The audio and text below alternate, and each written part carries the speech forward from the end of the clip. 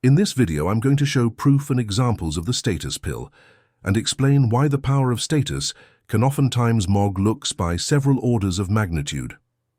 The first point I'd like to make is that the ceiling for ascending via status maxing is far higher than the ceiling for ascending via looks maxing, since most people will have a predetermined cap for how much they can improve their looks, while anyone in theory can attain giga status. Most people will be lucky to move up one looks level, meaning if they start as a low-tier normie, they'll do well to ascend to mid-tier normie, and someone who starts as a mid-tier normie will do well to ascend to high-tier normie. Even for people who have skeletal bite deformities, getting corrective jaw surgeries aren't a guarantee to move up a looks level, which proves just how little room there can be to improve from your base looks level.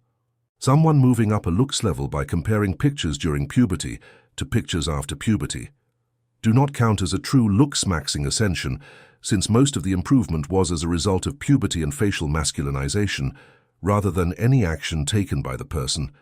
A lot of people who actively decide to looks max will be doing so because they started at a deficit and want to receive better treatment from people than they were used to experiencing already.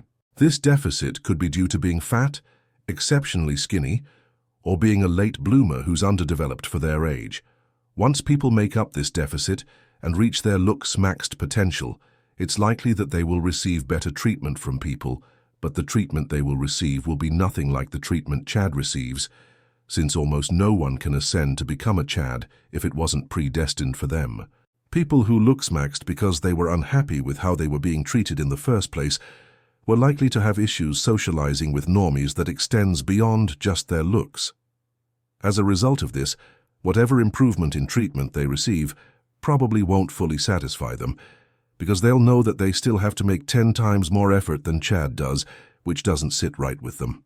The goal of ascending to Chad after puberty and receiving Chad treatment is unattainable for almost everyone, which is why putting all of your emphasis on looks maxing while neglecting status maxing is an unwise endeavor. Once you have lean maxed, got an ideal hairstyle and good skin, what more looks maxing can you do to improve your face aside from fillers and surgery? Unless you have a facial phalo of some kind, the difference that surgery or fillers will make to your looks is probably negligible enough that it's barely worth the risk or the time and money investment. This is why I believe that the hyper-focus on looks beyond some straightforward improvements is often pointless. Many people in the PSL sphere will downplay the importance of status and argue that using anything to attract girls aside from your looks is cope, because nothing can replicate genuine desire other than looks. I disagree with this argument, because if you use only your looks to attract girls, then you will likely underperform for your looks level, since guys who look worse than you are using every non-looks related method they possibly can to try occupy the girls who are out of their looks range, thus leaving girls on your level with less time for you. If you want to rely on only your looks to attract girls, you are effectively resigning yourself to dating methods where you interact with strangers, such as online dating and nightlife. In these settings, Chad will always win, and even high-tier normies can have a hard time finding success with these methods in 2025. If you meet a girl through social circle, your social status comes into play, as girls will see your standing among the group. So any success you have with girls through social circle isn't entirely based on your looks. The only results that are truly based on your looks are if girls approach you either in public, in nightlife environments, or message you first on dating apps and offer a meetup or sex. Because of how increasingly competitive the market is becoming, results like this are becoming harder to come by, even for high-tier normies. So if everyone was to truly rely on just their looks for attracting girls, I would bet that at least 90% of males would be dissatisfied with their results, and maybe even as much as 99% of males would be dissatisfied with their results. Just think of how facially rare of a guy you need to use on dating app experiments before you get attractive girls to initiate and offer a meetup. Now, with this in mind, why not just accept that if you're sub-Chadlite level, you will never be seen as having inherent value, the same way a woman is seen as having inherent value. When your looks aren't blatantly far away from the average man, everything you can do to improve your chances in the dating market matters. One of the most lazy refutations to the importance of status is to use Danny DeVito as an example and say that despite him being a famous actor, no amount of status can make the average woman have attraction to him. Using a facially unattractive man whose height is literally in the 0th percentile to try disprove the effectiveness of status shows just how poor the arguments against status are. Everyone with a functioning brain knows that nothing can make the average girl attracted to a man with 0th percentile height and a poor face.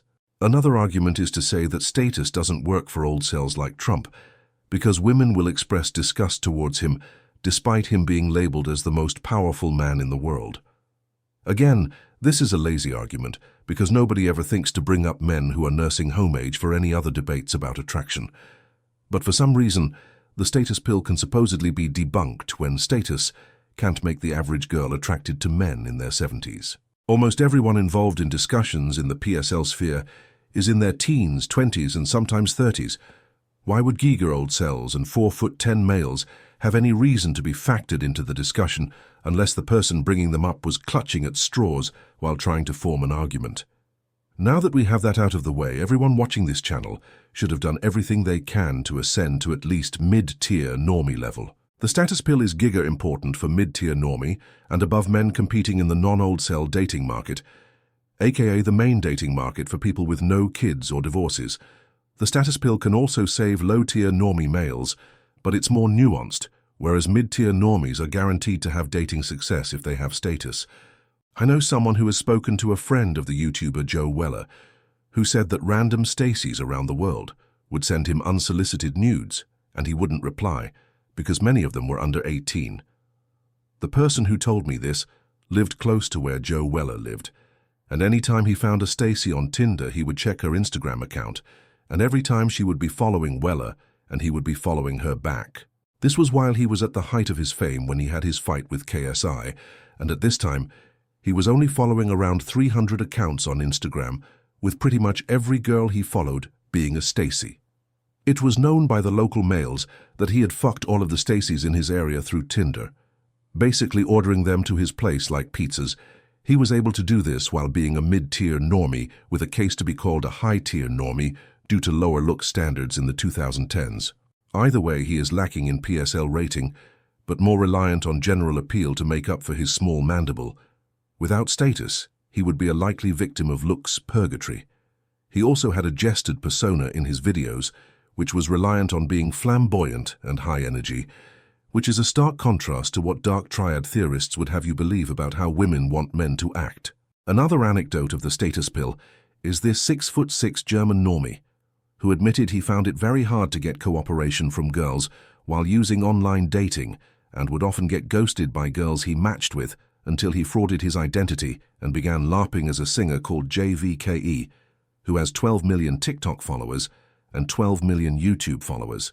He was able to get the verification badge on his Tinder and Bumble accounts, as the staff at Tinder and Bumble would believe that his verification selfie matched the pictures of JVKE that he was using on his profile. The pickup line he used was that he was in Germany for a week and he just looked for casual sex, and when he would meet with the girls, he would speak to them in English to LARP as American.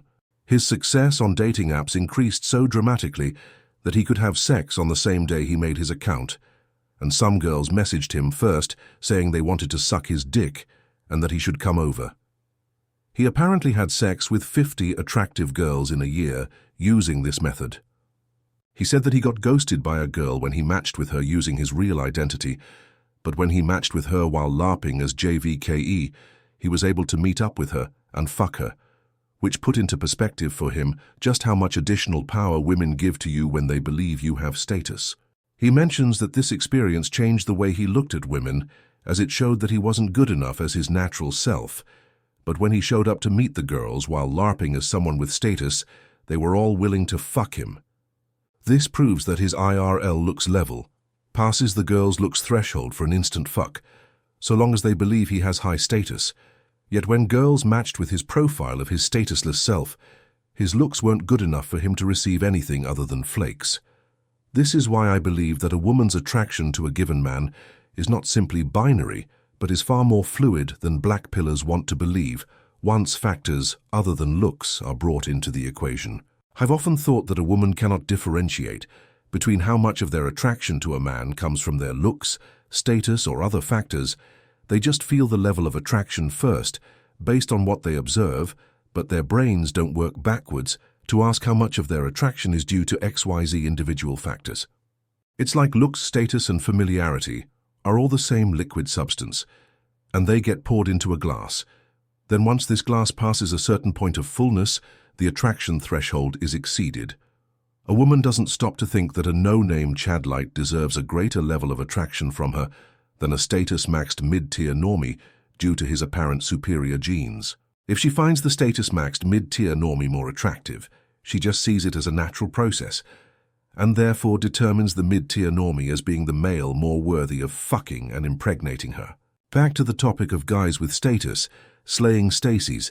Something that people need to realize is that the most attractive girls get desensitized to attractive men very early on in life, so they start to require attention from men that have something beyond looks in order to validate them. It's often a case that girls who develop into Stacies have a rapid puberty, meaning they reach full physical development earlier than their peers. When you see a girl who's stunningly attractive, it's often the case that she reached her final facial development by 16, whereas it's the more average-faced girls who go from plain or invisible at 16 to having appeal at 18, from more estrogen release. This is just anecdotal, but anytime I've checked the post history of a Stacy, if I check her earlier posts when she was 16, she will tend to look the same facially from 16 to 20, while her peers will have changed notably in that time.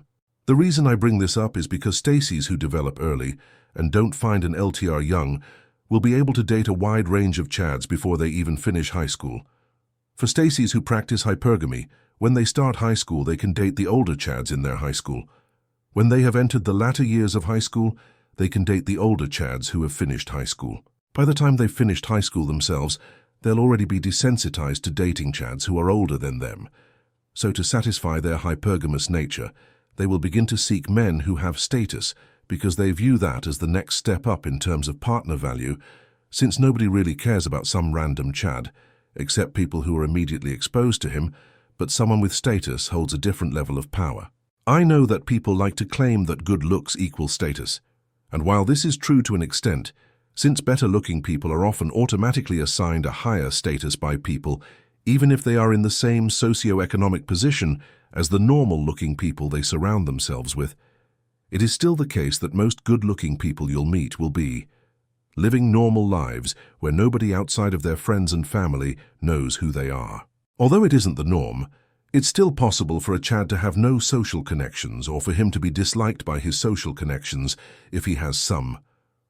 When a girl meets a Chad who's a stranger to her, she's likely to assume he has social connections and is well liked, so it probably never crosses her mind that the Chad could be a friendless loser. But if she meets an average-looking guy, her opinion on him will largely depend on how she sees other people react to him.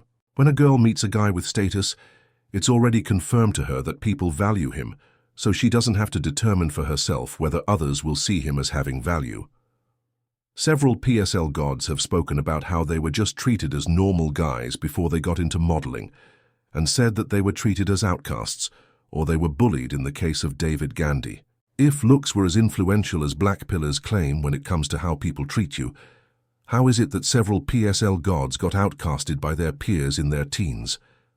The truth is that in familiar environments full of normies, being socially dominant trumps looks, and the most sociopathic normies can turn the herd of insentient normies against the best-looking guy in the class if the best-looking guy has a brain wiring that prevents him from relating to insentient normies. I do the show, everything's fine. I actually attract a lot of attention. And that was the first time ever that I felt that. Because before that, I never trying to bring attention to me. So I always kind of being like, I'm not pretty though. I'm just like, I just look like a normal guy, like growing up, like I never noticed that I like the attention, I didn't fit in at school. That was basically it. And there was bullying, and I was quite steadfast on not fitting in. I didn't fit in particularly well, and I wasn't going to change my way of fitting into everyone else. And I never fit in. I've never fitted in ever anywhere really particularly well. Why don't you think the same way that we think? Because I've got an individual thinker in some ways. When I was going through times where I was getting bullied, I immediately called my mom and my dad. Even though it seems unjust that women base a man's value on how much other people value him, an analogy for how you might practice this status discretion in your own life is by finding a new artist on YouTube after listening to one of their songs, then going to their channel and sorting their videos by most viewed, and listening to their most viewed video first. By doing this, you are making the assumption that the song which the most people have listened to is the one that you are also most likely to enjoy. This is somewhat equivalent to a girl assuming that the more popular a guy is, the more likely he is to be valuable, thus bring her more benefits if she was to become his partner. I'm not trying to excuse that women act this way, however, since the matter of reproduction is quite possibly the most important matter as it pertains to the human race, while seeking out entertainment content that's most popular among normies is merely a trivial matter. The fact that we've seen a never-ending catalogue of manlet rappers attain giga status and slay hordes of fangirls, despite their inferior genes that would be laughed at by girls who were strangers to them if they were statusless, tells you all you need to know about just how low the bar is for physical appearance when it pertains to a girl being willing to fuck a guy when status is their most prominent trait. I remember when I was 10 years old and first became aware of professional footballers who had their personal lives posted in the tabloids, and my brain simply couldn't comprehend how footballers who I considered as ugly had glamour model girlfriends because it went against my instinctive belief that looks were everything in terms of finding a partner. How my life arc differs from a lot of guys in the PSL sphere and in general is that I was born with black-pilled beliefs, but the examples I started to witness from childhood onwards that went against looks theory caused so much confusion for me that the concept of status overriding looks plagued my mental framework of how attraction works. I feel compelled to make this video because I find it difficult to hear people in the PSL sphere talk about how everything other than looks is irrelevant for genuine attraction. While that's how I wish female attraction worked, because it would vindicate my pre-installed beliefs, what I have observed in reality validates the contrary due to the potency of the status pill. So what is the psychology behind why women can override the perceived human instinct to pursue a partner with superior genes in favor of a partner who's less physically attractive but has greater status? I think we have to start with the presupposition that women are inherently followers and don't trust their own judgment when it comes to evaluating a man's quality. The exception to this is Chad, but with Chad looks being so rare, women automatically assume every other woman will find him attractive, so they feel safe in outwardly expressing that they find him attractive without having to hear anyone else say it first. When women express their attraction towards celebrities, they feel comfortable in expressing their attraction towards a mid-tier normie celeb, because they'll assume it's probable that other girls out there will also have attraction to him due to the status halo and because of how many girls are aware of him. Status halo and evidence that other girls are attracted to a guy is enough for girls to think that they should be attracted to him too, since girls are inclined towards operating on a hive mind basis. A girl may feel that if she was to evaluate all potential male suitors, she would become overwhelmed with choice and end up unhappy with the man she chooses due to her concern over the opportunities she would miss with other men. But when she decides to outsource her preferred choice to what the hive mind have agreed upon, she removes the responsibility of having to evaluate hordes of men herself. This then leads to her getting pumped and dumped by a status mogger, because women struggle to comprehend that going for a guy who thousands of other women want makes it giga unlikely that she will be any more than a pump and dump. Another thing about girls offering up easy sex to status moggers is that the girl knows there is some jeopardy involved for the status mogger, since the status mogger has a reputation to uphold, so he has to behave in a way that can't come back to bite him. If a girl offers up easy sex to a nobody, it's pretty much all win and no loss for him, while the girl will feel there is a degree of danger in trusting a nobody because of, he could be a serial killer that girls love to spout. When a girl offers up sex to a status mogger, she's unlikely to think that there's the risk of danger, because she knows she could destroy his reputation if he did something unlawful, and it's likely that guys with status aren't willing to throw away their mogger lives for the sake of a bad interaction with one girl, since they have an abundance of more girls to pick from. When a girl sees a guy with status, she's more likely to feel she falls into the role of pursuer, rather than being the one who's pursued, which is the case in nearly all of her interactions with men who aren't status-maxed.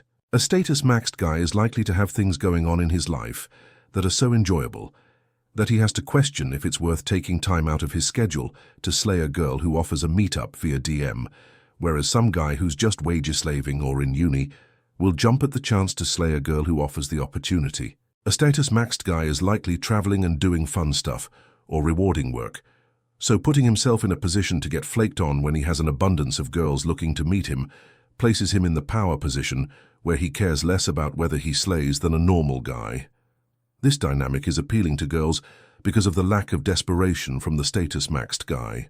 There are two types of men outside of a woman's immediate circle that women have a desire to pursue: men who pass the status threshold and men with extreme looks, rarity, aka Chad.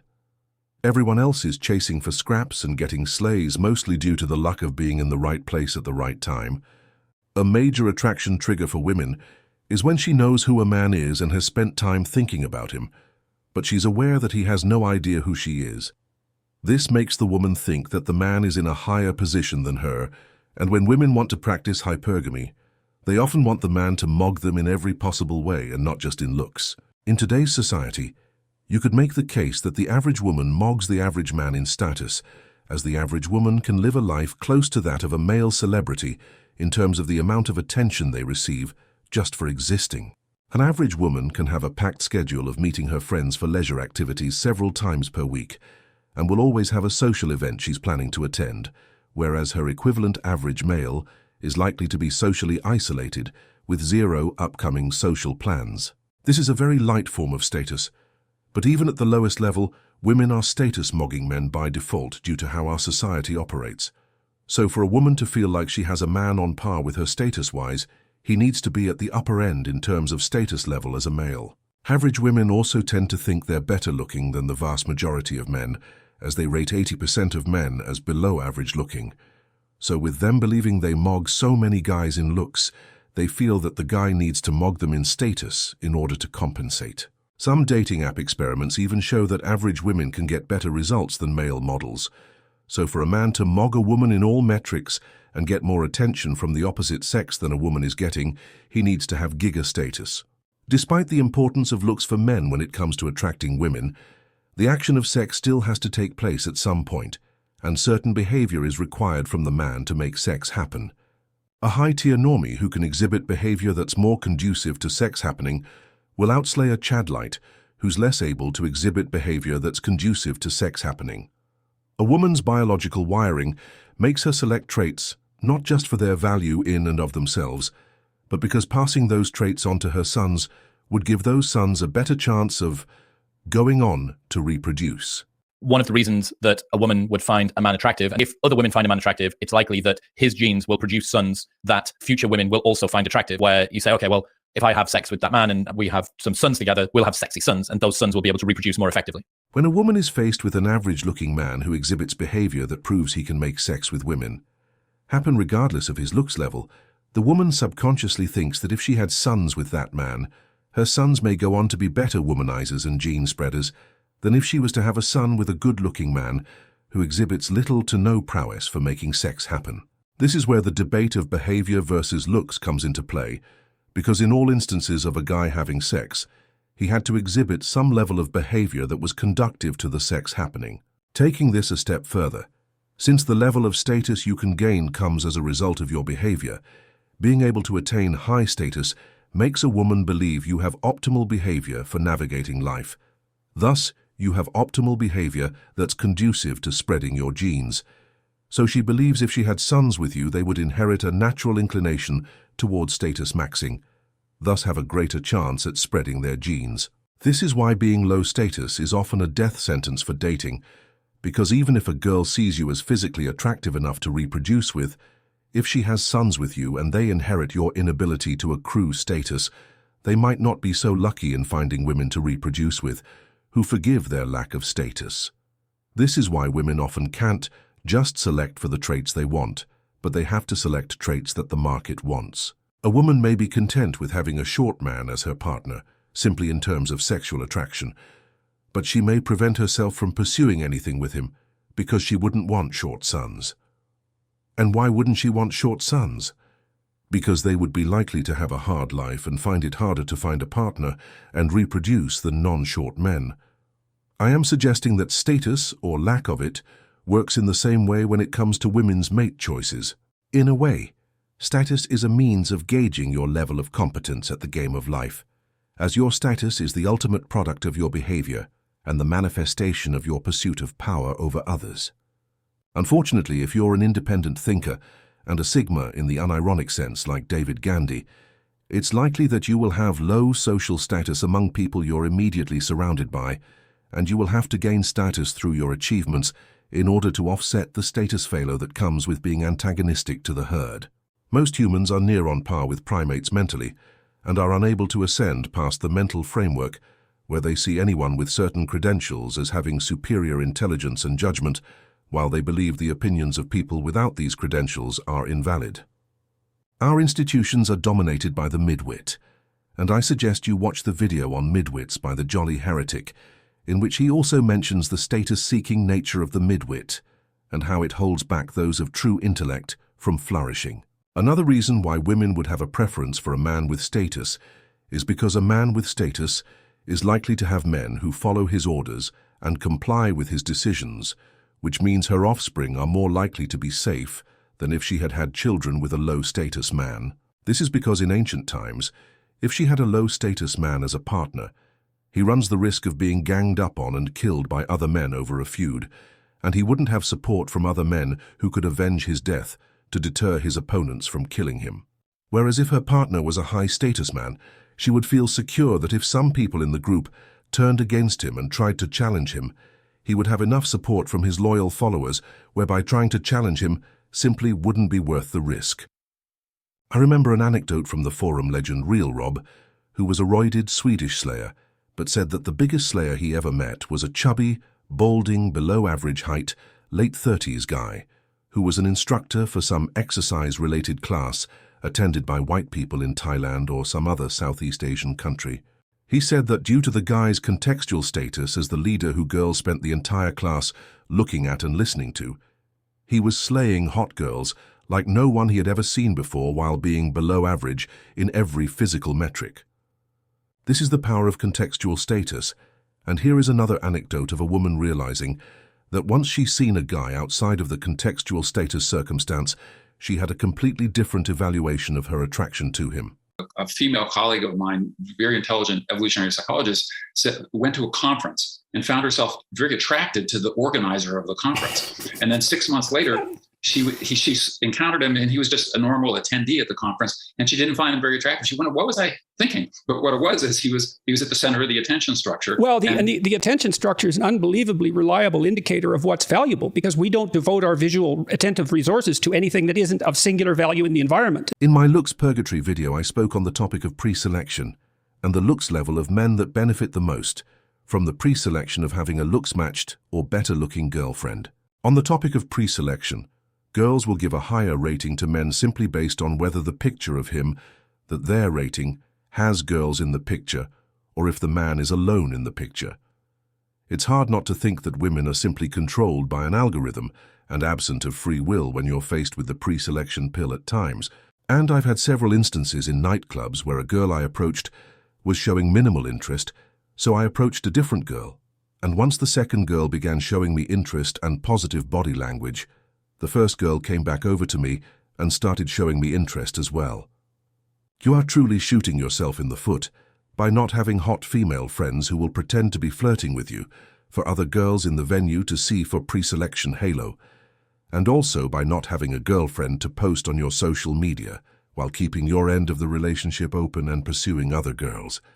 With the looks-maxing scene becoming saturated and pretty much all of the useful knowledge being out in the open, the level of looks-maxed men within the population will reach an equilibrium, and once we are at the point where the looks of the male population won't increase anymore, which I think we have already reached, the next step in terms of outcompeting other men is going to be via status maxing.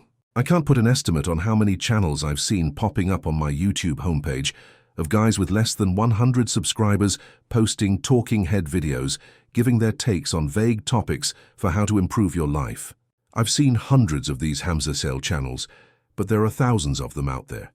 And I consider this to be an adaptation to the modern dating market and economy, where young cells feel they have nothing left to lose, so they have to try roll the dice to make a name for themselves in the hopes of increased income and dating success if they successfully status max. In today's world, we live in an attention economy, where having eyeballs on you is the primary commodity, and most young cells have no desire to ever work a 9-to-5, and the most desired profession for kids in America is to become YouTubers.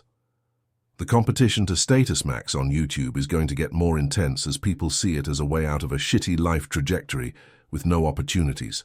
Like, how many people have historically treated sports as a ticket out of a shitty life if they could turn pro? In the past, there was a clear distinction between being a celebrity or a pro sports player versus living a normal life, whereby you needed a particular talent or extreme luck and connections to achieve significant status in the past, whereas nowadays any talentless normie could gain status without having to leave their bedroom if they can status max through social media. Prior to the internet, high-status guys were way less accessible to girls, so the amount of girls who had the opportunity to get slayed by a high-status guy was confined mostly to girls who operated within those circles. But now, as the amount of high-status guys becomes more abundant, every girl is likely to come into contact with a high-status guy online who she has an opportunity to sleep with, meaning that if you can't compete by having your own degree of online status, you're going to get left behind. You have two options, which are either adapt to the changes in the market or run the risk of having your genes die out. If we imagine the share of girls within the population that high-status guys are pumping and dumping or adding to their roster is growing year on year, then the share of girls to go around for statusless guys is decreasing year on year. Normies who are able to get relationships through social circle might not be feeling the effects of this yet, but something I've noticed is that guys who don't have social circle relationships as an option for them will go to the greatest lengths to try to status max because they see it as their last throw of the dice, with no other routes to getting girls being open to them. This is why manlets seem so likely to try to status max with rapping, and why every second black cell living in Western Europe is attempting to gain clout by being a street interviewer jester, which I will touch on in my next video. The only guy I've encountered in the PSL sphere who put the same level of emphasis on status as I did was a turbo manlet, so he clearly discovered it out of necessity because he needed to find a way to compensate for being a turbo manlet. My similarities to David Gandhi in terms of being antagonistic to the herd made me realize just how much your opportunities to date girls in your environment will suffer, compared to normies, when you get brandished as having a lack of status, despite genetics mogging those faggots hard. I wish it was a case of the strongest male simply being able to beat up normies and take their girls without legal consequences, but we live in a cuck-favoring society where the game of power and status is far more nuanced, and some feminine-brained male can do more damage to someone's life with words and spreading gossip than an Ubermensch can do using force. I believe that the further that a culture deviates from early youth monogamy, the more inclined women become towards seeking men with extreme levels of status. Based on what I've seen online, a prime example of this is Miami, which is a mud-filled melting pot where women are obsessed with chasing clout and have delusional standards.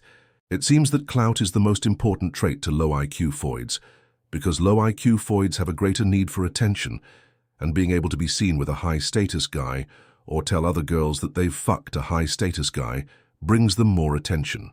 I heard an anecdote from a girl who told me that she knew girls in uni who fucked a rapper when he performed at their uni, despite him being an obese gypsy. Just being able to say that they fucked a guy with some minor status was enough to get over the hurdle of him being an obese gypsy. As more of the world descends into similar cesspits to Miami, the emphasis placed on status will continue to increase, although avoiding these locations and cultivating homogeneous communities where your status is based on your positive contribution to the community is the superior outcome. The status pill is arguably more brutal than the looks pill, because with the looks pill there comes a point where you can accept your limitations and realize you can't do much more to improve your looks. With status, however, there are guys with worse looks and lower IQs than you, blowing up on social media daily and reaping the rewards of their increase in status by leapfrogging you in the dating hierarchy. What's brutal about this is that it's within the bounds of possibility for every MTN Plus guy watching this video to become giga status and have a harem of women, but most guys will either never try to ascend their status, then end up old cell having never reached peak life experience, or they will make an attempt at status maxing, but not succeed, then give up. If the members of One Direction never auditioned for X Factor, they'd probably have gone on to live normie lives like everyone else, instead of experiencing the giga validation of countless fangirls screaming for them everywhere they went. Once I conclude with the most crucial videos for this channel, I will return to my personal status maxing journey. Since I don't have my identity attached to this channel, there is no potential to gain status from it, which is why it must take a back seat in my priorities. But I felt as though it was my duty to promote the aesthetics of the white race and back it up with my takes on the PSL sphere that give credibility to the channel. How can we promote the idea that the sentience levels of a group are strongly correlated to the looks level of a group, unless the highest sentience creators in the PSL sphere are white men, just as how the best-looking PSL gods are white men? If anyone is interested in high sentience solutions, where I lend you my expertise on this game we call life, let me know in the comments, as it could provide an incentive to form a group or private community of white-pilled guys who are on a quest to become all-round life moggers. My final long-form video for this channel will be on the topic of the race pill. I look forward to you viewing it, and have your popcorn ready. She went on tour with Machine Gun Kelly, and she said after every show, Machine Gun Kelly would then go have sex with like 30 girls. They'd have an afterwards. They'd get all the groupie back there. She said she would have sex with the girls. This girl told me she had caught several times from doing this. It was just Machine Gun Kelly and a bunch of these women. He would do it over and over again. She finally left the group, by the way, when her birthday came, and he didn't even know her birthday. So Machine Gun Kelly, let's just say he's been with 1,000 or 2,000 women. He still gets chosen by Megan Fox. There's probably several women that have been to with Machine Gun Kelly and tell their friends they dated him. And then now they're stuck at their highest setting. So do I blame men? I will blame 4.5% of men, but I will blame a much greater portion of women. And actually, to be fair, I don't blame either one of them because I think it's a function of evolution.